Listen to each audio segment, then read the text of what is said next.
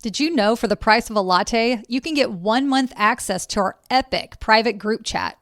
Just think, you can have instant connection to other POCFs for 30 days or more anytime you need us. Once you sign up, you have instant access to a diverse group of partners to connect and hear how they overcome their challenges in the industry. Learn how to expand and grow your direct-to-consumer fishing businesses. You get on-demand group support for yourself anytime you need it. You can learn about what's happening outside of your fishing bubble and bond over relatable ways to weather through the hard times. You can learn more about what's happening in fishing communities outside the U.S. and in the U.S. if you're international like some of our members. You can learn from other partners on how to get more involved in your fishery. You'll have a group of peers who are willing to explain terms and other things you might not understand. You have a place to bounce ideas off of, a place to relate to this unique lifestyle, empathize with others, and celebrate the wins, a place to listen and learn and be able to ask questions, a place of genuine kindness, positivity, and friendship. As one member in our private chat said, connecting with others in this lifestyle is not only valuable to me, but it also gives me a feeling of worth in being able to share my experiences and help others. We'd love to have you join. Go to POCFpride.com and select the menu option Sign Up to get instant access today. We can't wait to meet you. This is a continuation of our conversation with POCF Ashely Veliss, who is a wife of a commercial fisherman and owner of Ashely Seafood out of Humboldt Bay in Eureka, California. She's also a mama too. In this episode, we talk about how she finds support in this lifestyle and shouts out to the experienced partners in her community, how it's been connecting with the Humboldt-wide fishermen's groups and how they serve their community, how she's working on getting a cold storage facility built in her hometown.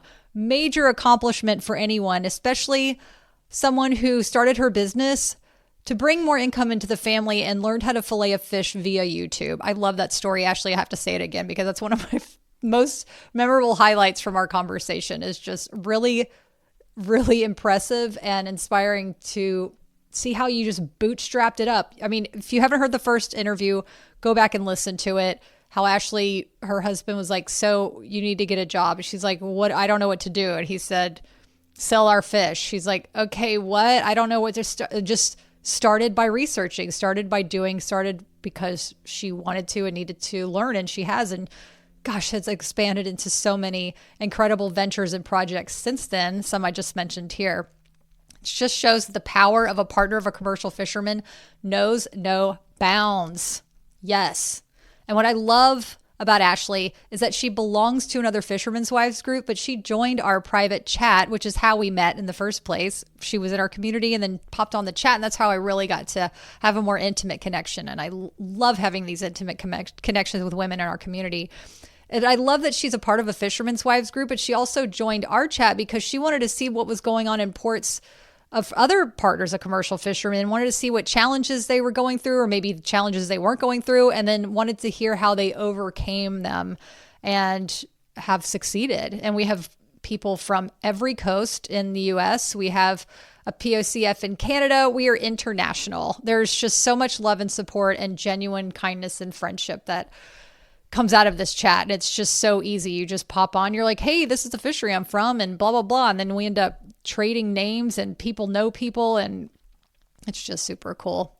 I would love for you to join. We are here anytime you want to chat with us. I'll put a link in the show notes. Until then, enjoy part 2 of our conversation with Ashely Veliss. Hope y'all enjoy.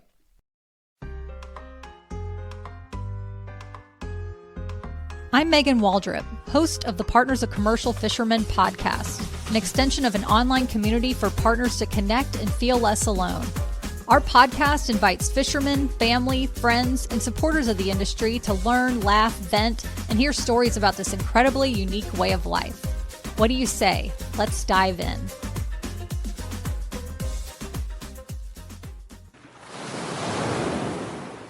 How do you find support in this lifestyle? I know you mentioned in our group chat that you had some people that have been supportive. I'd love for you to share what that looked like for you.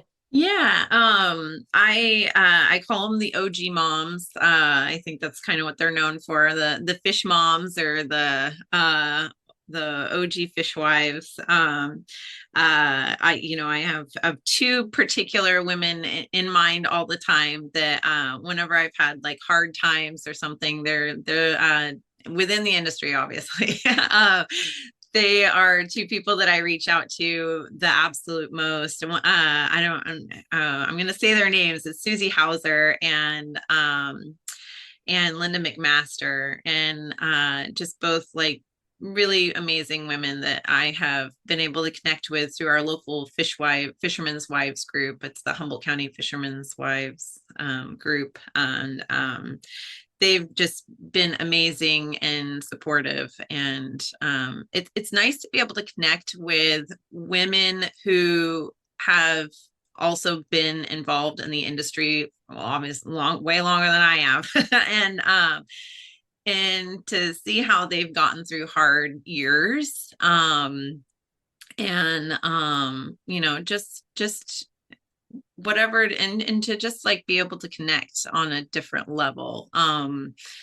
And it is different. I mean, we talk about a lot of different things that I don't talk about with other moms or women that aren't involved in the commercial fishing industry, like loss and that fear, and weather, and things that all of that can bring, and hardships during seasons, as I mentioned.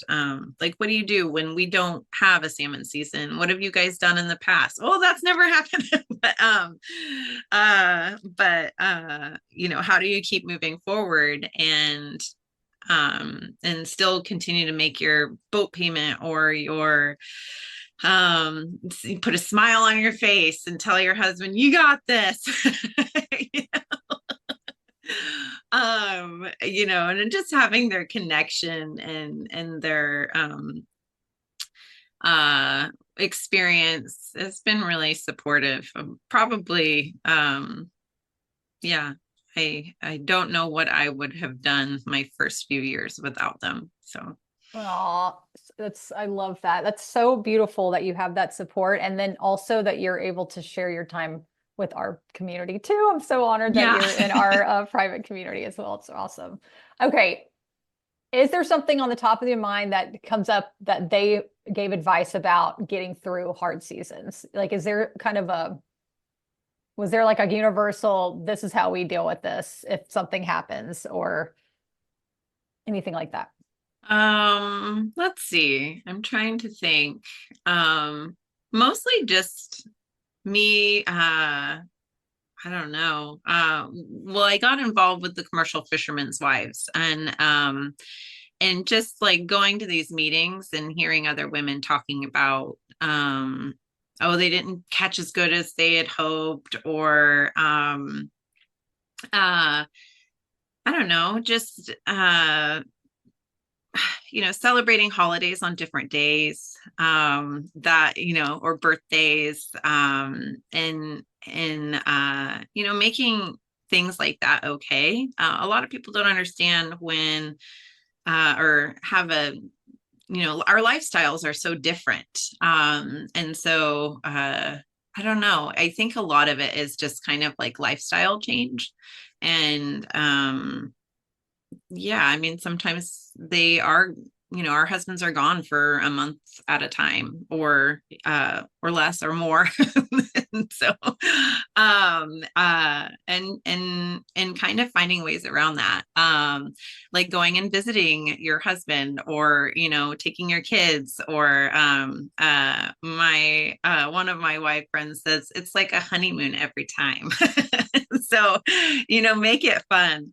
I don't know, I think just connecting on a different level with women who this is pretty standard for them. And I don't know how to answer that question, but yeah, I mean, yeah. I think you did. That was Okay. great. That's great. So I didn't even know that y'all had a Fisherman's Wives group up there. That is so freaking cool. Can you walk us through what it's like to go to a meeting? Like, if someone's never been to a Fisherman's Wives group, what is it like for y'all? How do y'all conduct a meeting? Yeah, and I haven't been going for a while just because we've been busy and uh just doing other things. But well, let's see, what we talk about is emergency planning, what to do in the case of an emergency, if something happens to a crewman, if something happens to your boat. We have unfortunately a lot of history of knowledge of what to do in those situations, what it feels like to have a loss at sea. And so a lot of our conversations are how can we provide more emergency education to our community, whether that's more AMSI training, or CPR training, RAF repack, talismans, something that brings luck to our fleet. We talk about, let's see, the blessing of the fleet, trying to engage the community. So actually this Saturday is the Salty Santa Parade. So I know that that's something that they've been working on. And also trying to figure out fundraisers on how to raise funding for any kind of emergency situation. If we have a local fisherman who's fishing out of the area that needs help or something like that. So there's a lot of that. And yeah. Yeah. Oh my gosh, these are great points. I'm writing these notes down. I have two things. I wanted to ask the talisman. Can you explain what you guys talk about that? And explain what that is. So each year they try and think of like a token of luck or something, or try and give a gift back to our fleet. So it could be pins, whistles, keychains, something, and it kind of is just it depends on your budget and your ability and time and how big your fleet is. So Trinidad is a little smaller than Eureka, but I've talked with the Trinidad Fish group, or it's an unofficial wives group, but they're very official. They've done like buoy sticks, or like we've done we got donations from England Marine to get all of our crew or our captains whistles, like Coast Guard approved whistles, to make sure that they have the kids like to do like painted wine corks the color of the buoys. Like, it's fun stuff like that, making sure that there's always a good pin on the boat. So yeah, so they try and do like an annual little gift to give each fisherman. That's really sweet. I love that. I love the buoy painting on a wine cork. That's freaking adorable because Yeah. many people don't know, every fisherman has a different color buoy. Is that how, I mean, that's how it is in California. Is that how it is? Well, that's how it is in the spiny lobster fishermen. And the Fisheries. crab too. Okay. Yeah. What colors are your husbands? They're kind of a neon yellow and red. Oh, nice. Chris is like a neon orange and blue. Nice. I've seen hot pink and I'm like, dang, that's a good one. I've seen some that are just striped black. When we travel, we travel up the coast or down the coast, whichever. We're always like looking at buoys, and he can ID so many. I'm like, this is terrible. This is our vacation. Oh my gosh. So like how many vacations do you go on and then you stop at a harbor to check out the boats? I mean, I don't even, every single one. Yeah. It's like for Chris, it's harbor for boats and then solar panels. Like he'll be driving down the road. He's like, oh, check out that solar farm. I'm like, oh my God. I love you and appreciate you. It's just hilarious. And then, okay, on a serious note, really amazing that you guys are able to come together. The fishermen's wives groups come together and talk about loss at sea. I mean, that's something that we know in the back of our heads that is apparent. It's something that our community has dealt with more recently with the windwalker. And I know that we all deeply feel that in ways that might be hard to express. And we feel at a loss of what to do. How does your group, how do y'all prepare for that? What do you do when someone loses a fisherman at sea? What if happens if a boat capsizes? What what is something that y'all collectively say that this is a protocol that we can do to help support maybe ourselves, help the families in any way possible? Yeah, I think one of the things is that we have a phone tree where it's the president, the vice president, and everybody who's involved in the actual board. They make sure that they have everybody's phone numbers, everybody's partner's phone numbers. If they try and get, keep an updated list, I think on that. And there's like a series of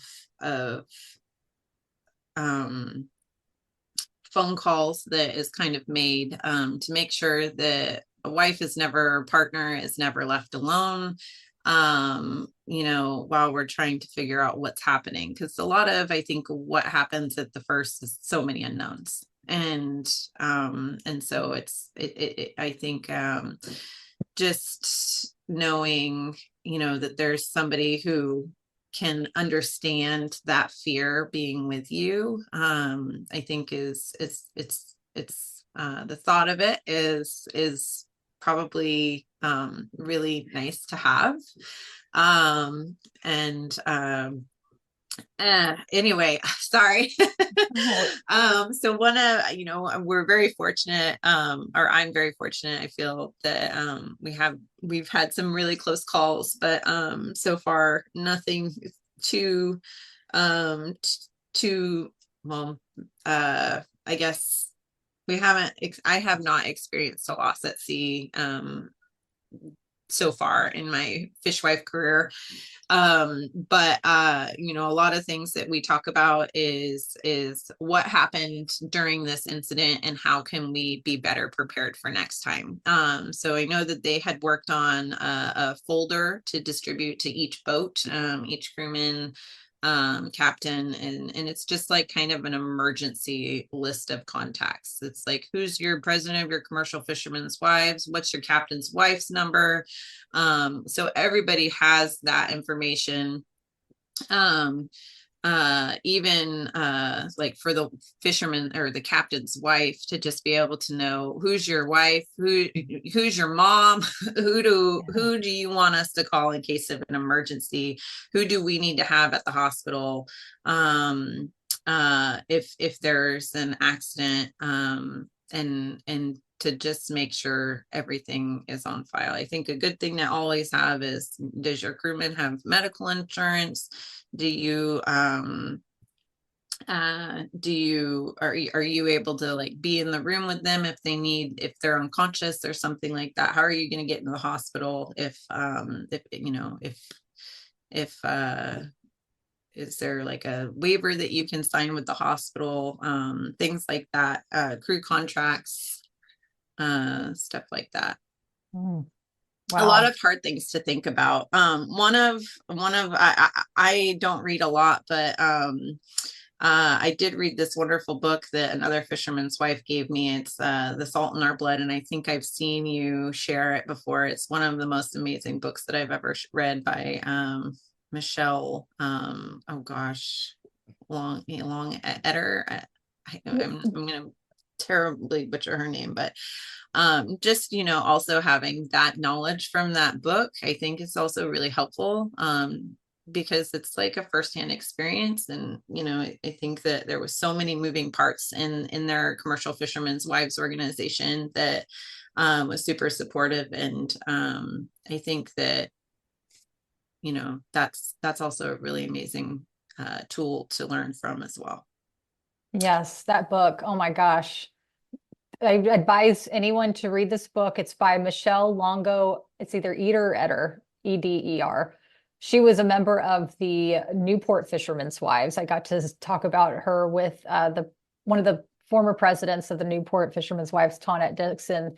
And what an incredible force this woman was, and what a huge heart. And this book is so moving. I really advise you to read it. I don't advise you to read it while your husband or your fisherman is at sea. Read it while they're home, and then and embrace this experience. It is so moving. I'll put a link in the show notes. Thank you for bringing that book up. It is definitely one to be read.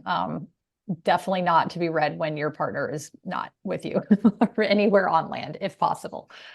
Oh, okay. Thank you for going there and talking about the real stuff. I mean, this is what being a partner is all about. It's talking about the hard, it's talking about the joys, and it's really, I mean, in a way, we must embrace our mortality in a way that most people aren't able to or don't on a daily basis. It is a reality of this business. It's also what makes us truly appreciate our partners and our crew and the seafood that we eat, and why we love this industry so much. And it gets me all emotional talking with you. And it's amazing to be able to share these emotions with you, even though it can be a challenging, or it's not always joy and butterflies all the time, but it's real life, and that's what it's all about. It's this incredible experience, and we are constantly reminded of that, and constantly reflected by our partners, our mutual friends from all over the country, all over the world. And it's really been amazing to chat with you today, and I totally appreciate your time so much. I just have a couple more questions. Ask away. Yeah. Okay, sweet. So I want to know, what are you focused on for the future? I know you've mentioned this before, but what is like your most immediate goal for 2025, let's say? Community wise, we are doing a fisherman's dockside market. So this is similar to the tuna dockside market in San Diego, and the Santa Barbara dockside market. And we're trying to launch for May 2025 a fisherman's dockside market in Eureka, and this is to support all Humboldt County ports. So we have Shelter Cove, Eureka, Trinidad, and then we also have a group of smelt fishermen, and I adore them. They are beach surf smelt fishermen, and they're amazing. Anyway, and so we're trying to provide a place for everybody to come and be able to sell their catch. We're working on developing a micro processing unit. So we're working really closely with our City of Eureka manager and planning staff and our Department of Public Health to have a brick and mortar facility available for members of our organization to go in and cut and process fish and package fish and be able to do product development or just prepare for the Saturday market or something like that. So they're able to work on maximizing their dollar. So yeah, we're hoping to get a bunch of people from we get a lot of customers coming over to buy whole fish from like Redding and inland and stuff. So we're hoping that it's going to kick off really, let's see, soon. We're hoping to break ground on a facility, hopefully by the end of next year. That might be soon. We're working with our health department to do like a little temporary, little portable building. And then, so. Love it. That's so exciting. So many new adventures on the horizon. I wish you well on all of them. They're going to be fabulous. I know there's all the energy is going towards that. It's going to work. Okay. I wanted to ask you this too. How can others support you? Like what would you like to get more support in from our worldwide, nationwide Partners of Commercial Fisherman community? Oh, that one's the hardest. I don't know. Work together. I'm so excited to connect with Partners of Commercial Fishermen just because I want to know what's going on in your port, and how things are different and how things are similar and how we can give each other ideas to support each other's community. Really, it's like, the success of our industry is like, it's with all of us, and we want everybody to grow and thrive and develop a product that is in distribution or just small scale stuff or whatever it is that you really want to see your business in.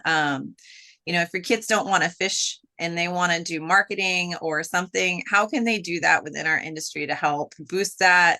Or how can we like lay a stepping stone for that education and want? So yeah, I don't know, like how can we all partner together to figure out how to support each other? That's what I look forward to in all of our conversations and with different ports and stuff, is how can we band together, whether you're in one state or another or one side of the West Coast, East Coast. Like I want to be able to support your group and share stories. So yeah. Yes, that's so true. That's like one of my favorite parts about our chat. And if y'all want to connect with Ashely, there's many ways to do it. And one of them is in our private group chat, which I'll link below. But that is really interesting to see what we're all going through at different times and how we're getting through it. Even the recent weather cyclone that y'all were experiencing, and how somebody 2 hours north wasn't really affected by it. However, y'all were, and someone in Canada was affected by the weather and pattern in this way, and how it was, changing their fishery. And anyway, it's really, yeah, we can learn a lot just from seeing how we're able to get through it. And, oh, okay, so you guys are dealing with this. Is this something that we've had to deal with, or is this something that we might have to deal with? And how would we go about working our way around it? Thank you. This has been wonderful. So final question, what does being a partner of a commercial fisherman mean to you? I think, what does it mean? Oh, I don't know. It means a lot. I feel like I've learned so much about myself doing this adventure with my husband. And it's really pushed me over the edge sometimes. But to really discover what my passions are, what I really like. I think I don't know if I'm answering this question, but it means so much to me to learn how to be creative and flexible and to pivot. I've pivoted a lot. So and to really do that with my partner, with my husband, and it's been amazing. And we really do have a wonderful system, whatever it is that we're doing. And yeah, I don't know. I don't know whatever we're doing, but it's really fun and it's been a journey.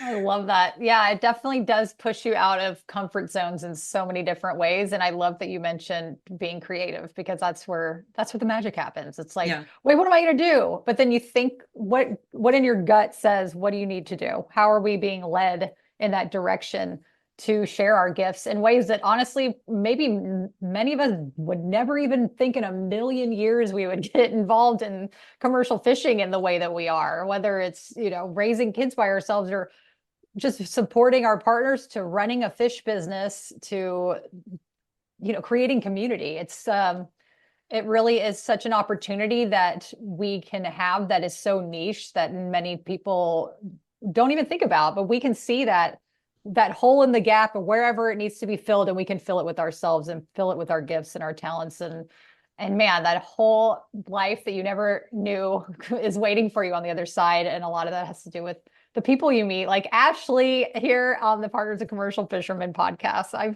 so appreciate your time and sharing your heart and sharing your whole adventure. I mean, I would say journey, but it is an adventure. It totally is. And so how can people connect with you? I have an email, social media. I'm an Instagrammer. So Ashely Seafood on Instagram, or even Facebook. So yeah. And you can always Google me and give me a call. So So cool. Y'all can hit up Ashely anytime. But man, wasn't this conversation just totally inspiring in its own way? So thank you so much, Ashely. I'll see you in our private group chat. Thank you. Have a beautiful day. You too. Thank you so much for listening. To support our community, I'd so appreciate it if you'd tap the subscribe button to this podcast or write a review. And if you're a POCF who wants to connect further, go to POCFpride.com for weekly vlogs and to learn about opportunities to join our private communities. We'd love to have you.